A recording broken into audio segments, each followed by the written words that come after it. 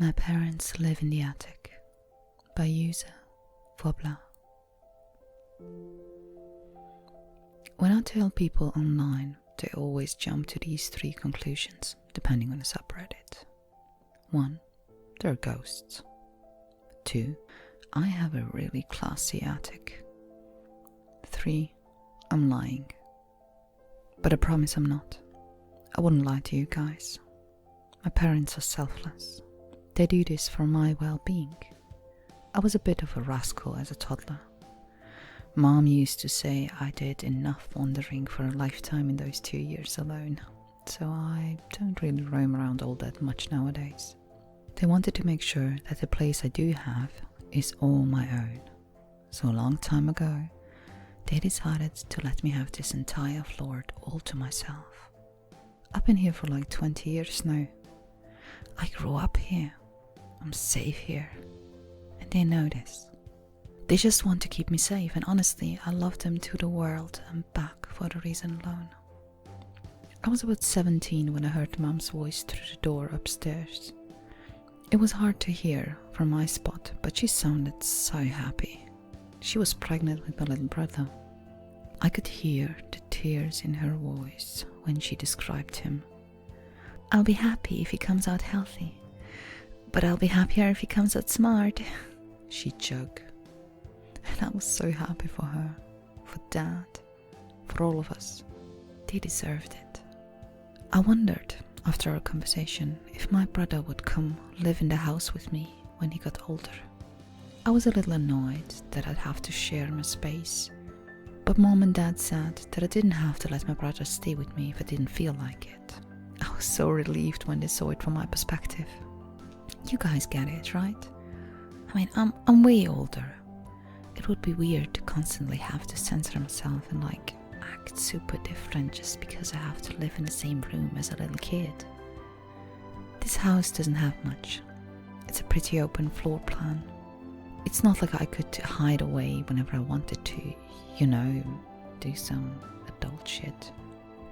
So Jake joined our family finally, and I loved when they brought him down to visit. Even better, Mom got her wish.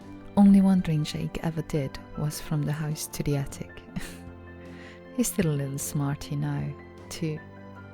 5 years old and he had the layout of the house memorized like the back of his hand. So last night he comes down to visit with some dinner. He's still at that age where he stumbles through some words, but his sentences are usually clear as day. And then Mom and Dad went upstairs and got the pictures. I had to laugh at that. What upstairs, Jake? Can't get any more upstairs than the attic. But I let him continue with his story of looking at old photographs of our family and laughing on Mom's lap. He stops and I look up from my plate. He fiddles with the chain. I ignore the chafe against my wrist. So I asked Mom and Dad if I could go outside to play, and they got really mad. No shit, Jake. But I let him continue. I just said I was kind of bored at home. I didn't mean to sound rude. And he probably didn't. I didn't either back then. But it's never too early to learn that you shouldn't throw a lit match in a loving home. He looked up at me for a moment with those adorable eyes, quivering lips, the whole 9 yards, before casting his gaze down again. And Mom said if I said anything like that again, I could just stay in the basement here and be like you. I'm a bit selfish, I know. I love my personal space, but honestly, I wouldn't be mad if Jake joined me, even if he calls his place the basement. It would suck to take care of him those first few months, and I would miss hearing his stupid little kid's voice, but it gets lonely sometimes. I told her no, he added after a minute. He picks at the rust on the chain until I shake his hand off. Why does he always call this place the basement?